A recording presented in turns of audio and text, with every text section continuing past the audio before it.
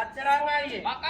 මොකෝ මේ දෙන්නට වෙලා තියෙන්නේ. මේ දෙන්න පැදලා. කවුද ජනාල දෙක කරේ? ඒ මොකවද? කවුද මේ අහිංසක දරුවෝ දෙන්න බැදලා දාන්නේ? අයිසාව කරේ දරුවෝ දෙන්න පැදලා දාලා වේවදෝ. එහෙනම් ඒ දරුවෝ දෙන්න කසාද පැදලා අපේ දෙවනි දවස්.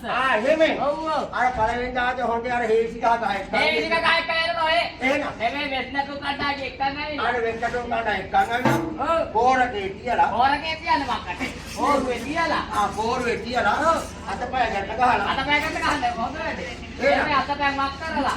අතපය වක්කලේ මර හේලේ අන්දලා ඒලේ අන්දලා. ලෙවල් එක දාලා එහලක මක්කට. අර උඩින් මේ පොලේ වේල් එක. වේල් එක දාලා ඒ මල් වඩවත් තියලා යවුවා. මාල් කලපටි එක්කන් ඇවිල්ලා තියෙන්නේ දැන්. දැන් ඒ ටික මේ කරගෙන තියෙනවා. ඔව් ඔව් ඔව්. මේ කවුද? මේ මනමාල මහත්තයා.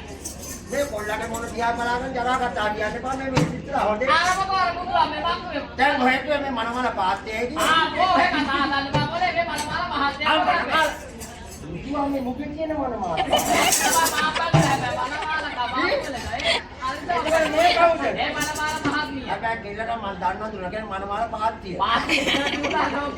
හැබැයි මේ පැදලා ඉන්නේ. එයා තමයි පැතල ඉන්නේ. ආ